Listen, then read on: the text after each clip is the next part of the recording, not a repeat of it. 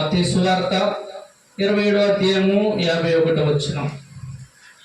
యేసుక్రీస్తు ప్రభువారు ఈ భూమి మీదకి వచ్చి సర్వమానవాళి కొరకు ఆయన చనిపోయిన తర్వాత జరిగిన ఒక సంఘటన ఇక్కడ రాయబడుచున్నది. ఏమి జరిగిందో తెలుసుకుందాం. మత్తయి సువార్త 27వ అధ్యాయము 51వ వచనం. అప్పుడు దేవాలయపు తెర పైనుండి క్రింది వరకు రెండుగా చిరిగెను. చాలు.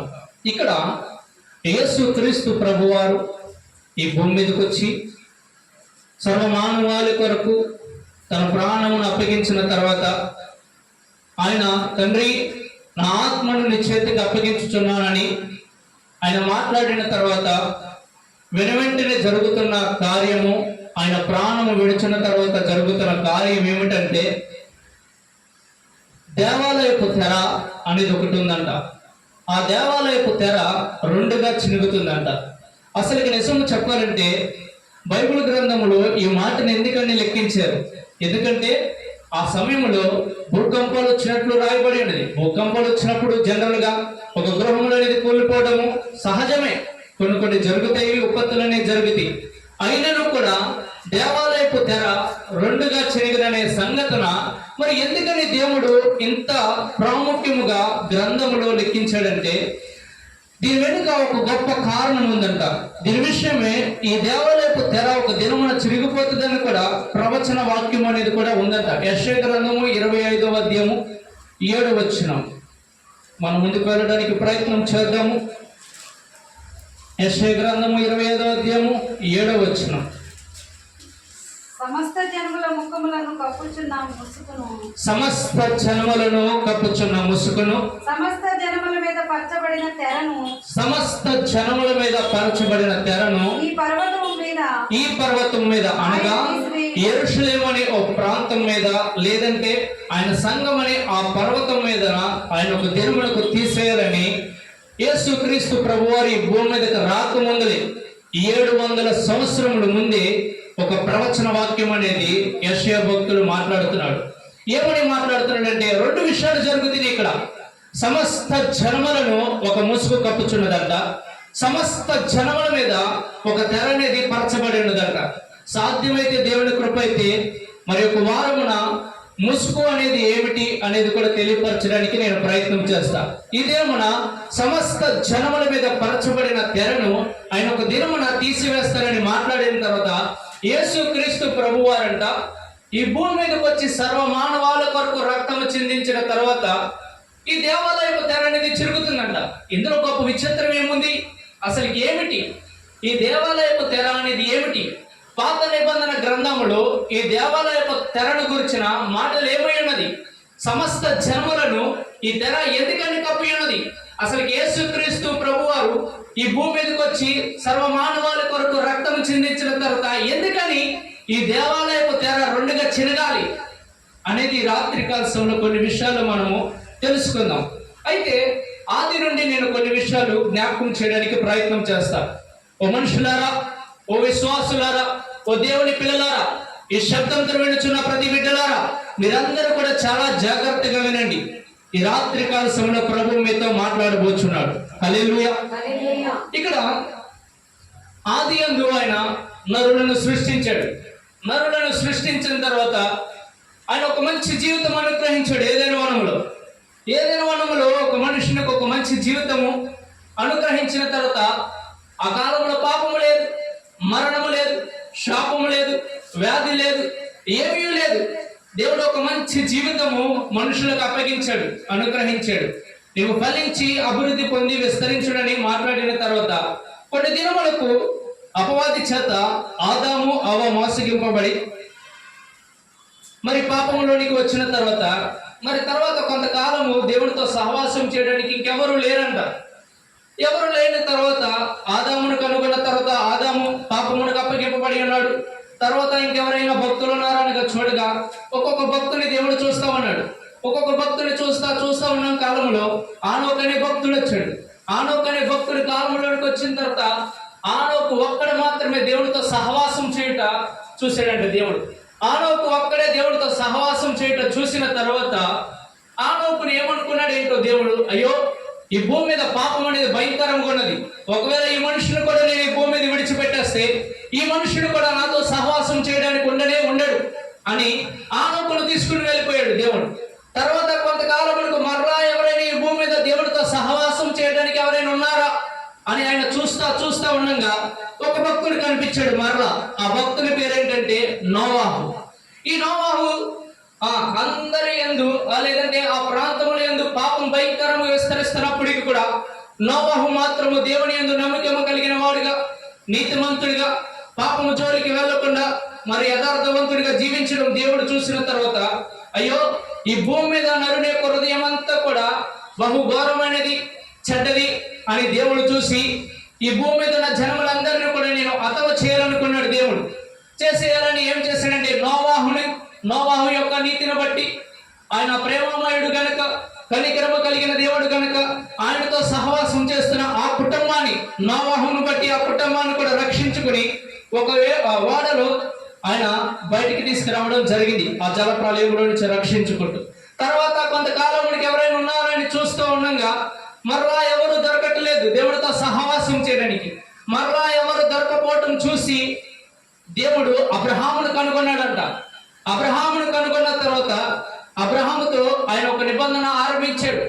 ఒక నిబంధన కలిగిన జీవితము జీవించమని అబ్రహాముతోను, ఇస్సాకుతోను, యాకోబుతోను ఆయన మాట్లాడుతూ ఉన్నాడంట.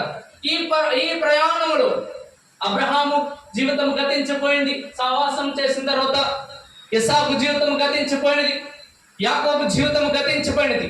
మరలా ఎవరైనా ఉన్నారంటే ఎవరున్నారయ్యా అంటే దేవునికి కనిపించిన వారు ఎవరంటే మోషే. ఎవరు? మోషే. ఈ మోషే ఏ కాలంలో ఉన్నాడంటే ఐగుప్తులో ఇజ్రాయేల్ జనాంగం అంతా కూడా బానిసత్వంలో ఉన్న కాలంలో ఈ యొక్క మోషే భక్తుని దేవుడు కనుగొన్నాడంట. కనుగొన్న తర్వాత దేవుడు ఆ బానిసత్వంలో నుంచి బయటికి తీసుకొచ్చిన తర్వాత వారి మధ్య జరుగుతున్న ఒక భయంకరమైన ఒక మంచి సంఘటనలు ఏమిటంటే, ఓకే, దేవుడు ఆయనతో సహవాసము కొరకు అప్పటి వరకు ఎవ్వరు కూడా ఆయన దగ్గరికి వెళ్ళిన వారు లేరు. ఆయన కోసం ఒక ప్రార్థన మందిరం అనేది ఎక్కడ కూడా లేదు. ఇలాంటి స్థితి చూసిన తర్వాత దేవుడు ఏమనుకున్నాడంటే, ఇట్లా కాదు, ఈ జనులు నేను విడిపించాను కదా, విడిపించిన తర్వాత నాకంటూ ఒక మందిరం అనేది ఉండాలి, వీరందరూ కూడా నన్ను సేవించే వారికి ఉండాలని దేవుడు ఒక మందిరమును ఏర్పాటు చేశాడంట. ఆ మందిరమును ఆ కాలంలో ఏ విధంగా ఏర్పాటు చేశాడంటే తెరల ద్వారా. దేని ద్వారా? తెరల ద్వారా. అందుకనే నిర్గమాకాండము చూడండి ఒకసారి. నిర్గమాకాండము 26వ అధ్యాయము 1వ వచనం. 26వ అధ్యాయము 1వ వచనం నిర్గమాకాండము. మరియు నీవు 10 తెరలతో ఒక మందిరమును చేయవలెను. 10 తెరలతో ఒక మందిరమును చేయవలెను. చాలు. హల్లెలూయా. ఇప్పుడు యేసుక్రీస్తు ప్రభువారు కలువరి శిలువలో చనిపోయిన తర్వాత వెంటనే ఈ దేవాలయపు తెర ఎందుకని చెరగాలి? నిర్గమాకాండములో 26వ అధ్యాయంలో ఏ మనుషుని కూడా ఆయనతో సహవాసం చేయడానికి లేని స్థితిలో ఆయన మరలా ఇజ్రాయేల్ సంతానం అంతటిని కూడా బయటికి తీసుకొచ్చుకుని ఒక మందిరమును అనగా ఒక తెరలతో ఒక మందిరమును ఆయన నిర్మింప చేయమని చెప్పిన తర్వాత ఒక కాలమానాన్ని, ఒక నియమాన్ని ఏర్పాటు చేస్తున్నాడంట. ఏమని ఏర్పాటు చేస్తున్నాడంటే, అప్పటి వరకు ఆదాము మొదలుకొని మోషే వరకు కూడా ఏమీ లేదంటే దేవునిని ఏ విధముగా వెతకాలో తెలియని స్థితిలో ఉన్నారంట. ఆయనతో ఏ విధముగా సహవాసం చేయాలో స్థితిలో ఉన్నారంట. అయితే దేవుడు ఒక మందిరమును కట్టించిన తర్వాత ఏమి జరుగుతుందంటే, ఇక్కడ అయ్యో నేను రక్షించుకున్న ఈ జనులు ఒక నియమము కలిగిన జీవితం జీవించాలి. ఆ నియమం ఏమిటంటే, వీరికి నేను ఒక ధర్మశాస్త్ర గ్రంథం అనేది ఇస్తాను. ఈ ధర్మశాస్త్ర గ్రంథం అనేది ఎక్కడ ఉండాలంటే ఈ మందిరంలో ఉండాలి. ఈ మందసం అనే దానిలో ఈ యొక్క ధర్మశాస్త్ర గ్రంథం అనేది ఉండాలని దేవుడు ముందుగానే వీటన్నిటిని జరిగిస్తూ వస్తున్నాడంట. ఈ జరిగిస్తూ వచ్చుతున్న కాలంలో ఈ మందిరము దగ్గర జరుగుతున్న కార్యములు ఏమై ఉన్నాయంటే, ఆ కాలంలో యాజకులను అనగా సేవకులను కూడా దేవుడు ఏర్పరచుకున్నాడంట. అయితే ఇలా జరుగుతున్న సమయంలో మందిరము దగ్గరికి రావడం అనే ప్రతి మనిషిని యొక్క ఆలోచన ఏమవుతుందంటే, అయ్యో నేను ఎందుకని ఈ విధముగా ఉన్నాను, ఒకవేళ నేను దేవుడికి ఏమైనా అవిధేయుడిగా జీవిస్తున్నానేమో, పాపములో ఉన్నానేమో, సో నా పాపములు క్షమింపబడడానికి ఏమైనా జరిగితే బాగుంటది అని ప్రతి మనుషుడు కూడా ఏమి చేస్తూ ఉండేవాడంట, ఏటేటా ప్రతి సంవత్సరం కూడా కోళ్ళను కానీ మేకలను గాని ఎడ్ల రక్తమును గాని పట్టుకొని ఈ యొక్క మందిరం దగ్గరికి వెళ్ళి యాజకునికి అప్పగిస్తా ఉండేవాళ్ళంట. అప్పగిస్తున్న సమయంలో ఈ యొక్క నిర్మాణం గురించి కూడా దేవుడు మాట్లాడుతూ ఉన్నాడు. ఎలా ఉండాలి ఈ నిర్మాణం, ఈ తెరలతో జరిగేది ఎలా ఉండాలి అనేది కూడా ముందుగానే తెలియపరుస్తుంది. ఇక్కడ 26వ అధ్యాయము 31వ వచనం కానీ చదవండి ఒకసారి. మరియు నీవు దోమ రక్తవర్ణములు గల నేల ద్రోమ రక్తవర్ణములు గల ఒక అడ్డతెరను నేరిన సన్ననారతో చేయవలెను. అది చిత్రకారుని పని వలె ఎరుపుల గలదిగా చేయవలెను. తుమ్మకరతో చేయబడి బంగారు రేకు పొదిగిన 4 స్తంభముల మీద దాన్ని వేయవలెను. దాని వంకులు బంగారువి, వాటి దిమ్మలు వెండివి. ఆ అడ్డతెరను కొలుకుల క్రింద తగిలించి సాక్ష్యపు మందసము అడ్డతెర లోపలికి తేవలెను. హల్లెలూయా. ఆ అడ్డతెర పరిశుద్ధ స్థలమును అతి పరిశుద్ధ స్థలమును వేరు చేయును. చాలు, అందరికీ అర్థమయ్యే రీతిలో నేను తెలియపరచడానికి ట్రై చేస్తా. ఇక్కడ చూడండి, ఈ ప్రాంతంలో చూద్దాం. ఈ ప్రాంతంలో మనం గనక చూస్తే ఆ కాలంలో ప్రతి మనిషి కూడా ఏటేటా వారి పాపముల నిమిత్తం అంట, మరి వారి క్షమాపణ కొరకమంట ఎడ్ల రక్తము, గొర్రెల రక్తము, మేకల రక్తమును పట్టుకొని యాజకుని దగ్గరికి వెళ్ళే సమయంలో ఆయన ఒక క్రమాన్ని నిర్మిస్తున్నాడు. ఇక్కడ ఏ క్రమము నిర్మిస్తున్నాడంటే, ఇదిగో ఈ యొక్క మందిరం నువ్వు కడుతున్నావు కదా, ఇదిగో ఏమి చేస్తావంటే దీని దగ్గర నువ్వు కొన్నిటి నిర్మించు. ఏమి నిర్మిస్తావంటే, మొదటగా పరిశుద్ధ స్థలమాన్ని నిర్మించు, ఆ అతి పరిశుద్ధ స్థలాన్ని నువ్వు నిర్మించు. ఈ రెండింటికి నువ్వు మధ్యలో ఏం చేస్తావంటే తెరను అడ్డంగా పెట్టు అంటాడు. పైన తెర కప్పబడి ఉంది, కింద తెర కప్పబడి ఉంది. అయితే ఈ అతి పరిశుద్ధ స్థలంలోని కంట దేవుడు సంవత్సరానికి ఒక్కసారి మాత్రమే వచ్చేవాడు. ఎన్నిసార్లు? సంవత్సరానికి ఒక్కసారి మాత్రమే అతి పరిశుద్ధ స్థలంలోనికి వచ్చేవాడంట. ఎందుకోసము? ప్రతి ఏటేటా రక్తమును పట్టుకుని ఎవరైతే పాప క్షమాపణ కొరకు వస్తారో మరి పాప క్షమాపణను అంగీకరించడానికి సంవత్సరానికి ఒకసారి వస్తాడంట. దేవుడు కరుణిస్తే కనికరింపబడినట్టు, లేదంటే లేదు. అయితే ఇలా జరుగుతున్న సమయములంట దేవుడు అతి పరిశుద్ధ స్థలాన్ని నిర్మించాడు, పరిశుద్ధ స్థలము నిర్మించాడు. ఈ పరిశుద్ధ స్థలంలో పాస్టర్ గారు అనగా యాజకులైన వారు నిరంతరం ఉండొచ్చు, కానీ అతి పరిశుద్ధ స్థలంలోనికి సంవత్సరానికి ఒక్కసారి మాత్రమే వెళ్ళాలంట. ఎందుకని? పాపముల నిమిత్తము క్షమింపబడడానికి. అయితే ఇలా జరుగుతున్న కోణంలో దేవుడు చూశాడంట. ఆది నుండి అనగా ఈ యొక్క నిర్గమకాండం నుంచి ఎప్పుడైతే ఆయన నిర్మించాడు, ఈ స్థితి నుంచి మరలా ఆయన వచ్చే వరకు కూడా ఇదే విధముగా జరుగుతూ ఉన్నదంట. అందరూ కూడా ప్రతి సంవత్సరము కూడా ఏటేటా వారి యొక్క బలి అర్పణలు అర్పిస్తూనే ఉంటున్నారు. మరలా వారి మీద పాపం ఏలుబడి చేస్తూనే ఉందంట. ఇదంతటిని చూసాడంట యేసుక్రీస్తు ప్రభువారు. వీటన్నిటిని చూసి, అయ్యో నేను కన్న జనులే, ఇదిగో వీరి కొరకు నేను ఉన్నానే, ఇదేంటి వీరందరూ కూడా ఏటేట కూడా వీళ్ళు బలి అర్పణగా అర్పించినప్పుడు కూడా వీరి మీద పాపం అనే బంధకం ఏర్పాటు చేస్తుంది, ఇలా ఉండకూడదే, వీరిని నేను రక్షించుకోవాలి అని యేసుక్రీస్తు ప్రభువారు ఈ భూమి మీదకి వచ్చాడంట. హల్లెలూయా.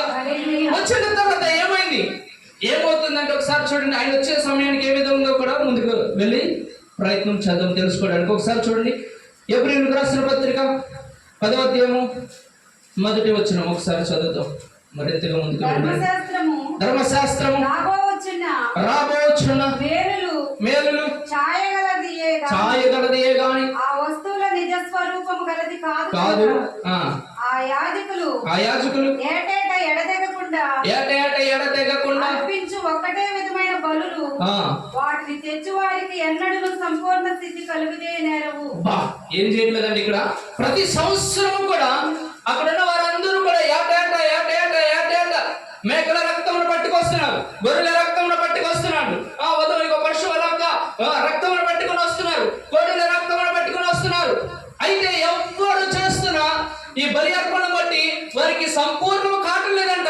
వారి పితరుల ద్వారా వస్తున్న పాపమే గాని, వారి జీవితంలో నిలబడిన పాపమే గాని, వారి పాపములుగా నిలబడిన ఆ జీవితంలో నుంచి కానీ వారికి సంపూర్ణ సిద్ధి అనేది, ఆ రక్తం అనేది వారిని విడిపించలేకపోట దేవుడు చూసి వస్తున్నాడంట.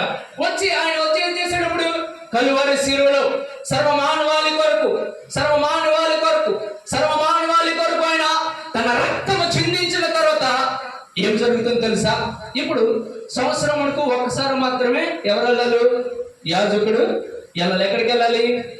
అతి పరిశుద్ధ స్థలంలోనికి. ఇప్పుడు కూడా వెళ్ళిన తర్వాత కూడా దేవుడు ఆయన క్షమించినప్పుడు కూడా మరలా ఆ పాపం అనేది ఎవరి మీద ఉంటుందంట? వీరి మీద ఉంటుందంట. అర్థమవుతుందా? ఏమవుతుందంట? ప్రతి సంవత్సరం వీళ్ళు రక్తం చిందించినప్పుడు కూడా వీరికి సంపూర్ణ సిద్ధి చేయటం లేదంట, కలగటం. ఇలాంటి సమయంలో వచ్చి యేసుక్రీస్తు చేసిన తర్వాత ఏం చేస్తున్నాడో తెలుసా? హెబ్రీయులకు రాసిన పత్రిక 9వ అధ్యాయం 22వ వచనం. మరియు ధర్మశాస్త్ర ప్రకారము సమస్త వస్తువులను రక్తము చేత శుద్ధి చేయబడినవి, రక్తము చిందింపబడకుండా క్షమాపణ కలుగుదనియు సామాన్యంగా చెప్పవచ్చు. సో ఈ పరిస్థితిని చూసి వచ్చాడు. తర్వాత 24 వచ్చిన చదవండి ఒకసారి. అందువలన నిజమైన పరిశుద్ధ స్థలమును పోలి హస్తకృతమైన ప్రతి పరిశుద్ధ స్థలములలో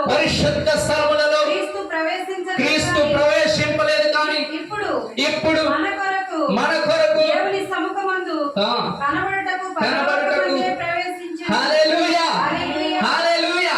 అంటే ఏం చెప్తున్నాడు ఇక్కడ? ఇదిగోండి, ప్రతి సంవత్సరం ఒక యాజకులైన వారు పాత నిబంధన ప్రకారం ఒక నియమము నిర్మించాడు దేవుడే. ఇదిగో యాతాయాట కూడా నా ప్రజలైన వారు వస్తారు. వారి పాపముల నిమిత్తము వారు బలి అర్పణగా ఏదైనా ఒకవేళ జంతువులు కానీ ఏదైనా తీసుకుని వస్తే ఆ రక్తాన్ని పట్టుకుని నువ్వు ఏం చేస్తావంటే యాజకుడా, ఏట కూడా ప్రతి సంవత్సరం ఒకసారి మాత్రమే అతి పరిశుద్ధ స్థలంలోనికి రా. అక్కడికి వచ్చిన తర్వాత వారిని నేను క్షమించాలనుకో క్షమిస్తాను, లేదంటే లేదు అనేటువంటి ఆలోచనలతో దేవుడు మాట్లాడుతున్న సమయంలో ఇలా కాలములన్నీ కూడా కొనసాగుతా ఉన్నాయంట. ఇలా వెళ్తున్నప్పుడు కూడా ఏ మనుషుని యొక్క పాపం అనేది సంపూర్ణ స్థితి కలగట్లేదంట. ఏ మనుషుని కూడా పాపం నుంచి విమోచింపబడట్లేదంట. అయితే యేసుక్రీస్తు ప్రభువారు వచ్చి ఈ భూమి మీద సర్వ మానవాళి కొరకు రక్తము చిందించిన తర్వాత యాజకుల వలె ఈ భూమి మీద అతి పరిశుద్ధ స్థలంలోనికి వెళ్ళలేదంట. లేదంటే పరిశుద్ధ స్థలం నుంచి అతి పరిశుద్ధ స్థలంలోనికి వెళ్ళలేదు. కానీ ఆ యేసుక్రీస్తు ప్రభువారు నీ మీద ఉన్న ప్రతి పాపములన్నిటిలో నుంచి కూడా సంపూర్ణంగా నేను విడిపించాలని డైరెక్ట్ గా పరలోక రాజ్యంలోనికి వెళ్ళిపోయాడంట ఆయన. హల్లెలూయా. పరలోక రాజ్యంలోనికి వెళ్ళి, తండ్రి ఇదిగో నేను వీరి కొరకు రక్తము చిందించాను, ఇదిగో ఈ రక్తము పరిశుద్ధమైనది, ఈ పరిశుద్ధమైన రక్తమును పట్టుకుని నేను వచ్చింది కాబట్టి నా పిల్లలైన వారందరికీ కూడా అనగా యాతాయాత జరిగే కార్యము వంటి కార్యము కాదు, ఇక సదాకాలం నిలుచుకోక బలిగా నేను మార్చబడుతున్నాను కాబట్టి ఈ రక్తమును అంగీకరించి ఇక మీదట వారి మీద నుంచి పాపం అనే బంధకమని వెరకొట్టి. హల్లెలూయా అని ఎవరు మాట్లాడారు తెలుసా? కుమారుడు తండ్రితో మాట్లాడాడంట. హల్లెలూయా. చూడండి, ఒక మాట చూపిస్తాను నేను. హెబ్రీయులకు రాసిన పత్రిక 10వ అధ్యాయం 11వ వచనం నుంచి. మరియు ప్రతి యాజకుడు దినదినము సేవ చేయుచు పాపములను ఎన్నటికి తీసివేయలేని ఆ బలులు ఏ బలులను? మేకల రక్తము, ఎడ్ల రక్తము, పశువుల రక్తము, లేదంటే ఏదైతే కోడెల రక్తము ఇప్పటి వరకు కూడా ఎవరెవరైతే అర్పిస్తా ఉన్నారో ఇలాంటి స్థితి అప్పటి కాలంలో కూడా ఉన్నదంట. ఈ రక్తం ఏది కూడా ఏటేట తీసుకున్నంత సంపూర్ణ స్థితి కలుగు చేయట్లేదు. అయితే ఆ బలులని ఏం చేస్తున్నారంట? మాటి మాటికి అర్పిస్తూనే ఉన్నారు. ఎవరు? నీ కొరకు ఈ దినమున యేసుక్రీస్తు ప్రభువారైతే ఈ భూమి మీదకి వచ్చి నీ కొరకు రక్తము చిందించి తనను తాను అప్పగించుకున్నాడు. ఈయనైతే ఎవరి పాపముల నిమిత్తము నీ జీవితంలో పాపం వల్ల నీ జీవితంలో ఈ యొక్క కష్టం వచ్చింది, ఈ నష్టం వచ్చింది, ఇదిగో నేను ఘోర పాపిగా మార్చబడి ఉన్నాను, ఘోర పాపిగా ఉన్నాను అనుకుంటున్నావే, నీ పాపముల నిమిత్తమై సదాకాలము నిలుచు ఒక్క బలిగా ఆయన మార్చబడి ఉన్నాడంట. హల్లెలూయా. అంటే అర్థమండి, ఇక మీదట మన మీద ఏటేట మనం అర్పించాల్సిన అవసరము లేదు. ఎందుకనంటే మన కొరకు యేసుక్రీస్తు ప్రభువారు ఆయన రక్తము చిందించాడు. ఎలా చిందించాడంటే సదాకాలం నిలిచి ఒక బలిగా తనను తానే మార్చుకున్నాడు. హల్లెలూయా, హల్లెలూయా. ఓ ప్రజలారా, ఓ దేవుని పిల్లలారా, ఇప్పటి వరకు ఈ సువార్త మానము వినబడలేని స్థితిలో ఒకవేళ ఉన్నావేమో, ఏటేటా కూడా నీ పాపములు నీ జీవితంలో ఏర్పాటు చేస్తున్నాయని మేకల రక్తం చేత, కోడెల రక్తం చేత, ఎడ్ల రక్తం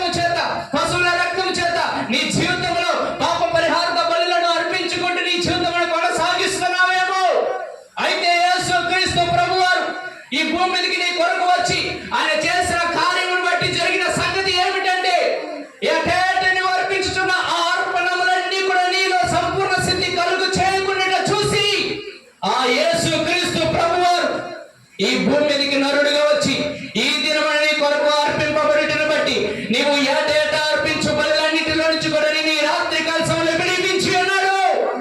హల్లెలూయా, హల్లెలూయా. ఇక మీదట నువ్వు ఏటేటా అర్పించాల్సిన అవసరం లేదు. యేసుక్రీస్తును సొంత రక్షకుడిగా అంగీకరిస్తే సదాకాలము నిలుచు ఒక బలిగా తనను తాను అర్పించుకొనిటిని బట్టి నీవు శాశ్వతముగా పాపముల నుంచి బయటకు వచ్చేసావు. హల్లెలూయా, హల్లెలూయా. ఇలా చేసిన తర్వాత ఆయన ఏమన్నాడు తెలుసా? చూడండి, యెషయా గ్రంథం 40వ అధ్యాయం మొదటి వచనం. యెషయా గ్రంథం 40వ అధ్యాయం మొదటి వచనం.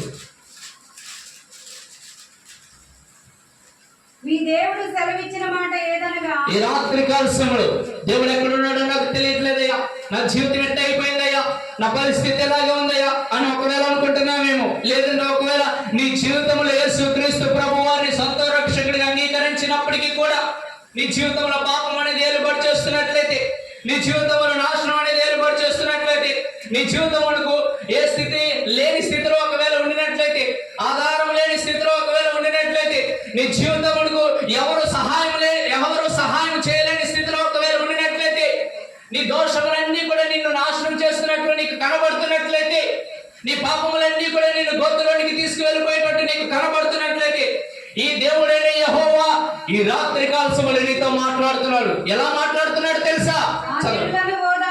నా చెడులను ఓదార్చుడి, ఓదార్చుడి. ప్రేమగా మాట్లాడుడి. ఓ, ఆయన నమ్మిన వారితో ప్రేమగా మాట్లాడుడి. ఆమె యుద్ధ కాలము సమాప్తమాయెను. హల్లెలూయా. ఈ రాత్రి కాల సమయంలో ప్రభువు నీతో మాట్లాడుతున్న మాట ఏంటో తెలుసా? నా పిల్లలారా, ఇప్పటి వరకు పాపం అనేది నీ జీవితం నిలబడి చూస్తున్నా. ఇదిగో నేను ఒక దినమునకు రాబోతున్నా. ఆ దినం ఈ దినమే వచ్చి ఉన్నాను. మీ కొరకు నేను ఇదిగో పాపములన్నిటి నుంచి కూడా విడిపించడానికి మీ కొరకు నా రక్తమును చిందించి ఉన్నాను. యుద్ధముల చేత, భయంకరమైన యుద్ధముల చేత, పాపమైన యుద్ధములతో నీ జీవితమును కొనసాగిస్తున్నావు కదా. అయితే నీకు ఒక సువార్తమానము. ఆ సువార్తమానం ఏంటో తెలుసా? ఇదిగో నేను నీతో ప్రేమగా మాట్లాడుతున్నా. ఏమని చెప్తున్నాను తెలుసా? నీతో నీ యుద్ధ కాలములన్నీ కూడా ముగింపబడి ఉన్నవి. హల్లెలూయా. నీ యుద్ధ కాలములన్నీ కూడా ముగింపబడి ఉన్నవి. ఈ రాత్రి కాలంలో నీ జీవితంలో ఏ యుద్ధమైతే నువ్వు అనుభవిస్తున్నావో, ఏ యుద్ధముల గుండా నువ్వు వెళుతున్నావో, ఏ యుద్ధము నీలో ప్రవాసిస్తుందో, లేదంటే నాశనం అనే యుద్ధం నీ మీద ఏలుబడి చేస్తుందేమో, మరణం అనే యుద్ధం నీ జీవితం మీద ఏలుబడి చేస్తుందేమో, అప్పులనే యుద్ధం నీ జీవితం మీద ఏలుబడి చేస్తుందేమో, పాపం అనే బ్రహ్మచేత నీ జీవితంలో, ఆ పాపమే నీ జీవితంలో యొక్క యుద్ధంలో ఏలుబడి చేస్తుందేమో. అయితే ఈ రాత్రి కాల సమయంలో యేసుక్రీస్తు ప్రభువారు చేసిన క్రయోదనమును బట్టి నీవు యుద్ధ కాలములన్నిటిలో నుంచి రాత్రి కాల సమయంలో బయటకు వచ్చుదువు గాక. ఆమేన్. ఇంకా చదవండి. ఆమె దోష రుణము తీర్చబడెను. ఆమె దోష రుణము తీర్చబడెను. యెహోవా చేతి వలన ఆమె తన సమస్త పాపముల నిమిత్తము రెండింతలు పొందెను. హల్లెలూయా, హల్లెలూయా. ఎన్నింతలంట? రెండింతలు. నీ దోషముల నిమిత్తము, నీ పాపముల నిమిత్తము యేసుక్రీస్తు ప్రభువారు చేసిన క్రయోదనమును బట్టి నీ జీవితంలో యేసుక్రీస్తు ప్రభువారు చేసిన కార్యం ఏమిటో తెలుసా? నీ పాపముల నిమిత్తము, నీ దోషముల నిమిత్తము నీ జీవితంలో నీవు రెండింతలుగా విడిపింపబడి ఉన్నావు. హల్లెలూయా, హల్లెలూయా. అందుకనే గత వారంలో మనం ఒక వచనం చదువుకోవచ్చు. చూడండి, జకర్యా గ్రంథం దగ్గరికి వెళ్దాము. జకర్యా గ్రంథము 9వ అధ్యాయము 12వ వచనం. బంధకములలో పడి ఉండియు నిరీక్షణ కలిగిన వారులారా నీ కోటలో మరలా ప్రవేశించుడి. రెండింతలుగా మీకు మేలు చేసేదనని. హల్లెలూయా. రెండింతలుగా మీకు మేలు చేసేదనని నేడు నేను మీకు ఆజ్ఞ తెలియజేయుచున్నాను. ఎంత మంచి మాట! దేవుడు ఈ భూమి మీదకి వచ్చి తనంతాను అప్పగించుకోనక ముందలే ఒక మంచి సమాచారం తెలియపరుస్తున్నాడు. ఇంతకు ముందు ఏమన్నాడు యెషయా గ్రంథములో? నీ పాపముల నిమిత్తము, నీ దోషముల నిమిత్తము నీవు రెండింతలుగా చెల్లింపబడి ఉన్నావు, రక్షింపబడి ఉన్నావు. ఇక్కడ జకర్యా గ్రంథము 9వ అధ్యాయము 11, 12 వచనములో బంధకములో పడిపోయిన వారసులారా, నివాసులారా, మీతో ఈ రాత్రి కాలంలో ప్రభువు మీతో మాట్లాడుతున్న మాట ఏమిటో తెలుసా? నేను మీ కొరకు రక్తము చిందించడం బట్టి మీరు మరలా గనుక కోటలో ప్రవేశించడానికి కనుక మీరు రాగలిగినట్లయితే మీ జీవితంలో రెండింతల మేలు చేయడానికి నేను సిద్ధంగా ఉన్నాను. హల్లెలూయా. ఆ రెండింతలుగా చేసింది ఏంటో తెలుసా? మనం పాపము నుంచి విడిపింపబడి ఉన్నాము, దోషము నుంచి విడిపింపబడి ఉన్నాం. హల్లెలూయా, హల్లెలూయా, హల్లెలూయా.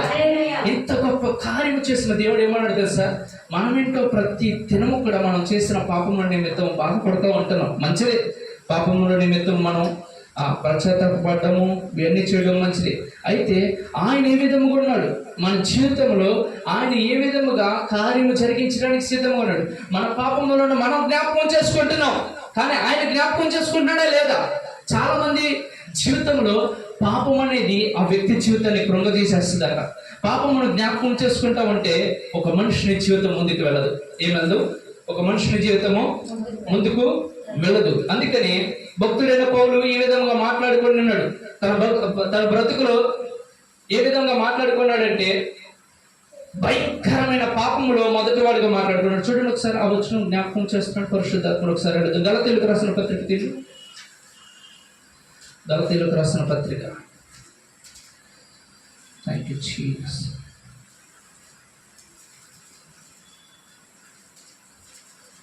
గలతీయులకు రాసిన పత్రిక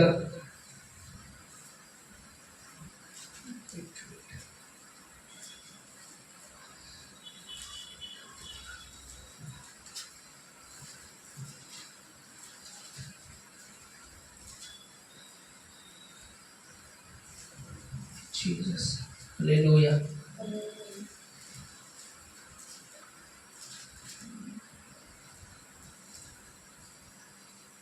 ఒక నిమిషం.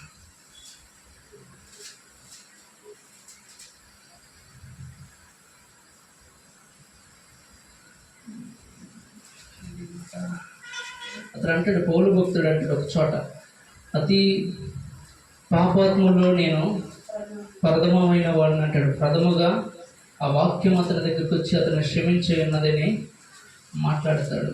మన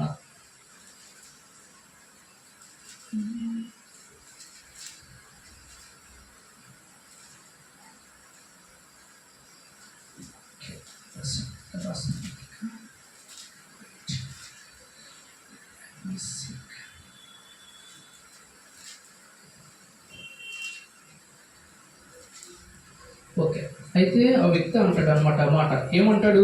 పాపులలో నేను ప్రధానమైన వాడిని, అలాంటి వాడిని నా దగ్గరికి ఆయన వచ్చాడు, కనికరం వచ్చినాయి. తర్వాత ఏమనుకుంటాడు ఆ వ్యక్తి?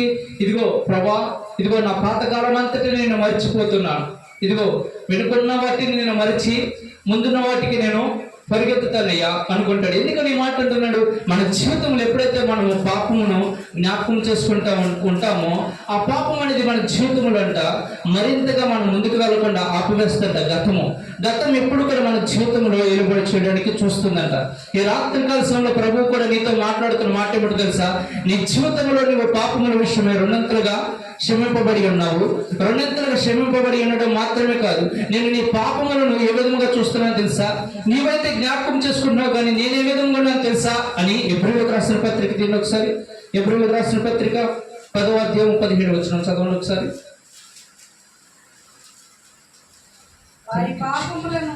వారి పాపములను వారి అక్రమములను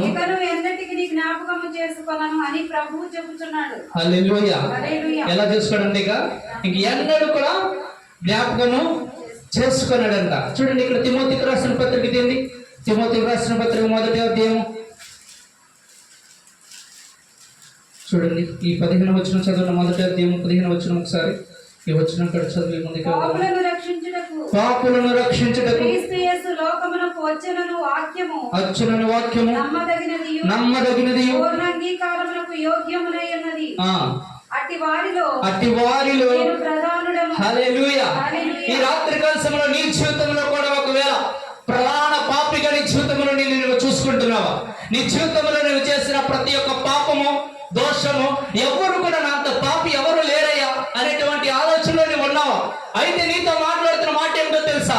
ఎబ్రీయులకు రాసిన పత్రిక 10:17వ వచనంలో ఈ విధముగా రాయబడి ఉన్నది. ఏమని రాయబడి ఉన్నదంటే, ఇంక ఎన్నడూ కూడా నీ కొరకు నేను సదాకాలం నిన్ను బలిగా నేను అర్పించుకున్న తర్వాత నేను చేస్తున్న కార్యం ఏంటో తెలుసా? ఇంక ఎన్నడూ కూడా నీ పాపములు నేను జ్ఞాపకము చేసుకున్నాను. హల్లెలూయా, హల్లెలూయా.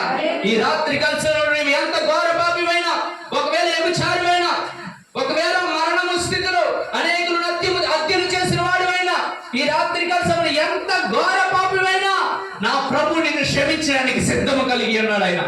హల్లెలూయా. నువ్వు ఎంత ఘోర పాపివైనా, ప్రధాన పాపిగా నిలబడి ఉన్నప్పటికీ కూడా దేవుని వాక్యము నీ దగ్గరికి వచ్చి ఉన్నది. అది నీ హృదయమునకు నీకు చాలా శ్రేష్టకరమైనది. ఆ వాక్యం ఏమిటో తెలుసా? నీ కొరకు రెండింతలుగా ఆయన చెల్లించిన తర్వాత నీ పాపములన్నడూ కూడా ఆయన జ్ఞాపకం చేసుకున్నాడని ఆయన సెలవిస్తున్నాడు. కనుక ఈ రాత్రి కాల సమయంలో ఈ దేవాలయపు తెర చిరుగుటిని బట్టి ఏమి జరిగింది ముందుగా చదువుకోవచ్చు. ఇప్పుడు దాకా చదువుకోలేదు కదా మరలా. ఎందుకని ఈ దేవాలయపు తెర చిరిగిందంటే ఏమిటి? ఈ దేవాలయపు తెర అంటే పాత నిబంధన గ్రంథంలో ఏదైతే పరిశుద్ధ స్థలము, అతి పరిశుద్ధ స్థలంలోనికి ఏటేట వెళ్ళి కార్యములదో, ఆ కార్యముల నుంచి దేవుడు ఏం చేసేటప్పుడు చూడండి, ఒక కార్యము జరిగిస్తేనే కానీ ఇంకో కార్యం వెళ్ళడానికి అవకాశము లేదు. ఇప్పుడు ఈ భూమి మీద ఈ దేవాలయపు తెర ఉందనుకోండి, యాజకుడైన యేసుక్రీస్తు ప్రభువు వారు ఎక్కడికి వెళ్ళాలి? ఈ అతి పరిశుద్ధ స్థలంలోనికి వెళ్ళాలి. అవునా కదా? ఇప్పుడు ఈ అతి పరిశుద్ధ స్థలం అనేది లేకపోతే ఇప్పుడు ఎక్కడికి వెళ్ళడానికి అవకాశం ఉంది? డైరెక్ట్ యేసయ్య దగ్గరికి వెళ్ళడానికి, ఆ దేవుని దగ్గరికి వెళ్ళడానికి అవకాశం ఉంది. అదే చేశాడు యేసయ్య. ఒకవేళ ఈ భూమి మీద అతి పరిశుద్ధ స్థలమే ఉందనుకోండి, అక్కడికి వెళ్ళాలి. అయితే ఈయన అందరి వంటి యాజకత్వంలో వచ్చిన వాడు కాదు. ఇతను ప్రధాన యాజకుడై ఉన్నాడు. మెల్కీసెదెకు క్రమము చొప్పున వచ్చిన వాడు. ఈ యాజకుడిలో ఏముందో తెలుసా? ఇతనికి మరణం అనేది ఇక లేనే లేదు. అలాంటి స్థితిలో వచ్చిన ఈ దేవుడు ఆయన రక్తమును పట్టుకుని డైరెక్ట్ ఏటేట వెళ్ళిన యాజకుడు ద్వారా వెళ్ళిన ఆ స్థలంలోనికి వెళ్ళకుండా డైరెక్ట్ దేవుడి దగ్గరికి వెళ్ళి ఏం చేశారు తెలుసా? ఈ దేవాలయపు తెరను రెండుగా చించేసినాడు. హల్లెలూయా. హల్లెలూయా. ఈ రెండుగా చిరగడం అంటే అర్థం ఏంటంటే ఇక మీదట యాజకులు ఎక్కడికి వెళ్ళే అవకాశం లేదు తెలుసా? అతి పరిశుద్ధ స్థలంలోనికి వెళ్ళే అవకాశము లేదు. అంటే అర్థం ఏంటి? మన పాపములకు ఖచ్చితంగా క్షమాపణ దొరికింది మనకి. హల్లెలూయా. ఖచ్చితంగా దొరికింది. ఎంతగా దొరికిందంటే యేసుక్రీస్తు ప్రభువారు ఆయన రక్తంలో ఎంత శక్తి అయితే ఉన్నదో అంత శక్తి చేత ఆయన తండ్రి దగ్గరికి వెళ్ళిపోయి, ఇదిగో నా రక్తం ఇది, దీనిలో పాపం ఉన్నదని ఎవరైనా నిరూపించగలరా? లేదు. కనుక నా రక్తం చిందించాను కాబట్టి ఈ రక్తము సర్వమానవాళికి విడుదలను ఖచ్చితంగా తీసుకురావాల్సిందే. హల్లెలూయా. హల్లెలూయా. సో ఇక మీదట మనకి పరిశుద్ధ స్థలము, అతి పరిశుద్ధ స్థలం అనేది లేదు. ఇక డైరెక్ట్ ఎక్కడికి వెళ్ళిపోయింది తెలుసు? ఇప్పుడు కృపాసనం దగ్గరికి వచ్చేసాం. హల్లెలూయా. ఎక్కడికి వచ్చేసామంటే ఇప్పుడు ఎబ్రీయులకు రాసిన పత్రిక 4:16 చివరి వచనం చదివి ముగించుకుందాం. ఎబ్రీయులకు రాసిన పత్రిక 4:16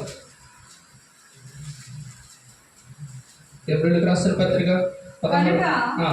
మనం కనికరింపబడి ఇప్పుడు ఏం చేస్తాం? ఇప్పుడు యేసుక్రీస్తు ప్రభునందు మనం కనికరింపబడి సమయోచితమైన సహాయము కొరకు కృప పొందినట్లు ధైర్యముతో కృపాసనమునొద్దకు చేరుదుము. ఎక్కడికి వెళ్ళొచ్చినప్పుడు డైరెక్ట్ కృపాసనం దగ్గరికి వెళ్ళిపోవచ్చంట. ఎట్లా వెళ్ళొచ్చినప్పుడు ధైర్యముగా వెళ్ళవచ్చు. ధైర్యముగా. ఇంతకు ముందు కాలంలో మనకి ధైర్యము లేదు. కానీ యేసుక్రీస్తు ప్రభువారు ఈ భూమి మీదకి వచ్చి క్రయాధనముగా మార్చబడుతున్న బట్టి ఆయన నమ్మిన ప్రతి బిడ్డలో కూడా ఆయన ఇచ్చిన అవకాశం ఏంటి తెలుసా? ధైర్యముగా రండి నా సన్నిధిలోనికి, ధైర్యముగా రండి. నా ధైర్యముగా వచ్చి మీరు ఏం చేస్తారు తెలుసా? ప్రార్థన చేయండి. నా ధైర్యముగా రండి. నేను చేసిన కార్యం మిమ్మల్ని ఏం చేస్తుంది తెలుసా? స్వాతంత్రుడిగా మార్చింది. హల్లెలూయా. హల్లెలూయా. ఎంతమందికి అర్థమైందా ఏం జరిగిందంట?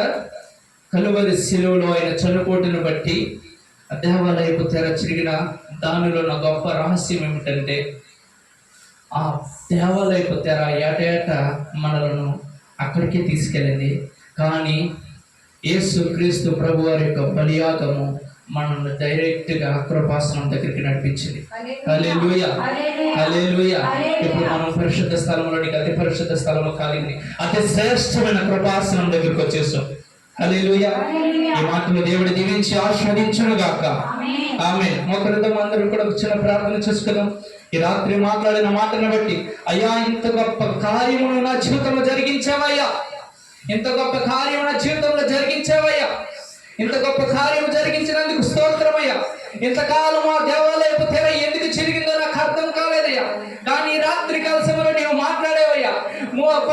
అయ్యా పూర్వ కాలములలో ఇదిగో తండ్రి మా భక్తులైన వారు, మా పితరులైన వారు ప్రభా, ఇదిగో తండ్రి ఏటేట వారి రక్తమును పట్టుకుని ప్రభా అయ్యా పాప క్షమాపణ నిమిత్తం వెలుచుండగా ఇదిగో తండ్రి నీవైతే మా కొరకు వచ్చి ఈ భూమి మీద తండ్రి నరునిగా వచ్చి మా కొరకు కలువరి శిలువలో నీవు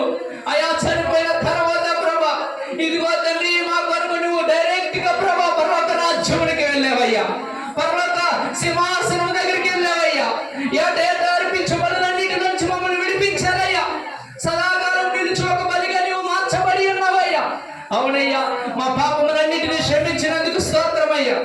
మా పాపములను క్షమించినందుకు స్తోత్రమయ్యా. ఇంక ఎన్నడూ కూడా జ్ఞాపకం చేసుకుంటలేదంత గొప్పగా మమ్మల్ని క్షమించినందుకు స్తోత్రమయ్యా. అయ్యా, పూర్వకాలం ముందు మీ కృపాసనం దగ్గరికి రాగలిగిన సామర్థ్యం లేదయ్యా, ధైర్యం లేదయ్యా. నిన్ను చూచుటికైనను, నీతో మాట్లాడుటికైనను, అయ్యా ప్రార్థన చేయడానికైనా మాకు ధైర్యం లేదయ్యా. అయ్యా, పాప భూమిలో మమ్మల్ని విడిపించి ధైర్యముగా తండ్రి మీ కృపాసనం దగ్గరకు వచ్చి ప్రార్థించే కృపించినందుకు స్తోత్రమయ్యా. అయ్యా, ఎంత గొప్ప భాగ్యం ఇచ్చావయ్యా. ఈ భాగ్యమును మేము మర్చిపోవడానికి వీలేదయ్యా.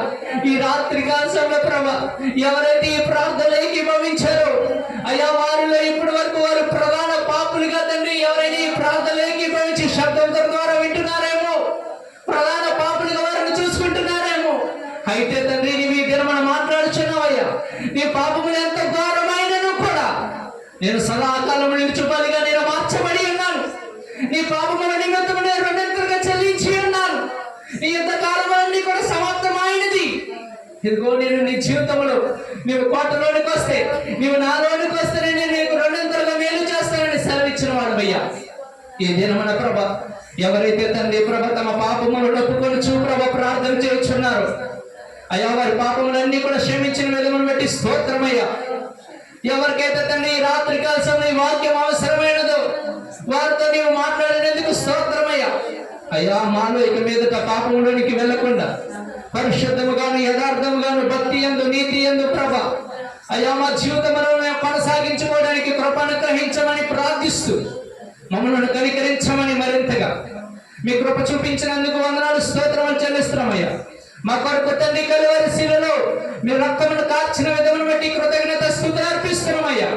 ఎంత మంచి దేవుడు అయ్యా, ఎంత మంచి దేవుడు అయ్యా. నీవు గొప్ప దేవుడు అయ్యా, నీవు ఆశ్చర్యకరుడు అయ్యా, ఆలోచనకర్తవయ్యా. అయ్యా, ప్రధాన యాజకుడు అయ్యా. అయ్యా, ఇదిగో తండ్రి ఒకప్పుడు తండ్రి పాపులుగా మమ్మల్ని ఈ దినమున అయ్యా ఈ విధముగా మార్చిన విధమును బట్టి స్తోత్రములు చెల్లిస్తూ ప్రభా అయ్యా, మీ కృపక మమ్మల్ని అప్పగించుకుంటూ ప్రభా అయ్యా, ఈ దినమున ఈ ప్రార్థనలు ఏకీభవించిన ప్రతి బిడ్డల జీవితంలో నీ కుమారుడిగా నేను ప్రార్థించుచుండగా రెండింతల మేలు ఈ వారంలో వారు అనుభవించును గాక. ఇది మొదలుకునే వారి జీవితంలో రెండింతల మేలు చేత ప్రతి దినం వారు ముందుకు కొనసాగింపబడుదురు గాక. ప్రతి దినము మీ సన్నిధిలోనికి అయా ధైర్యంతో వచ్చుదురు గాక. పాపం అనేది వారి జీవితంలో ఏలుబడి చేయకుండా ఉండును గాక. పరిశుద్ధత యందు, నీతి యందు, భక్తి యందు తండ్రి ప్రభా వారు ముందుకు కొనసాగింపబడుదురు గాక. అయ్యా, ఈ లోక పాపములకు స్నేహములకు అయ్యా ఎక్కడ అవకాశం ఇవ్వకుండా ప్రభా సజీవ యాగముగా తండ్రి వారు మిమ్మల్ని మీకు అప్పగించుకుని ప్రభా ముందుకు రావడానికి కావలసిన సహాయం ఈ దినమున వారికి అనుగ్రహింపబడును గాక ప్రార్థిస్తూ మీ చేతులకు అప్పగిస్తూ సర్వశక్తి కలిగిన నజరుడైన యేసుక్రీస్తు నామములో అడిగి వేడుకొని పొందుకొనొచ్చున్నాము తండ్రి. ఆమేన్, ఆమేన్. మన తండ్రి అయిన దేవుని ప్రేమ, కుమారుడైన యేసుక్రీస్తు వారి యొక్క కృప, పరిశుద్ధాత్మ యొక్క సహాయం ఎప్పుడును ఎల్లప్పుడూ నిరంతరం మీకును మీ కుటుంబాలకి సదాకాలం తోడుగా నిలుచునుగాక. ఆమేన్, ఆమేన్. దేవుడు మిమ్మల్ని దీవించి ఆస్వాదించునుగాక. ఆమేన్. ప్రియమైన దేవుని పిల్లలారా, మరి ఈ దినమున ఈ వాక్యం విన్న మీరందరూ కూడా మరలా ఆయన కోటలో ప్రవేశించడానికి మీకు నిరంతరం కూడా అవకాశం ఉన్నది కనుక మరి ప్రాంతంలో ప్రతి ఆదివారమును బుధవారము కూడా ఆరాధనలు జరుగుతున్నాయి కనుక మరలా ఈస్టర్ ఆరాధన మరి యథావిధిగా ఆదివారము సాయంకాలము 7 గంటలకు మరి ప్రారంభించబడుతుంది కనుక మరి ఏ ప్రాంతానికి వెళ్ళిన వారు మరి ఈ యొక్క ప్రభు సన్నిధిలోనికి మిమ్మల్ని అందరినీ కూడా ప్రేమపూర్వకముగా ఆహ్వానిస్తున్నాం. రండి, మనమందరము కూడా కలిసి దేవుని నామాన్ని మహిమపరచుదాము. ఆమె దేవుడు మీ కుటుంబాన్ని దీవించును గాక. ఆమె మంచిది. ప్రతి ఒక్కరు కూడా మా ప్రత్యేకమైన వందనములు తెలియపరుస్తున్నాం.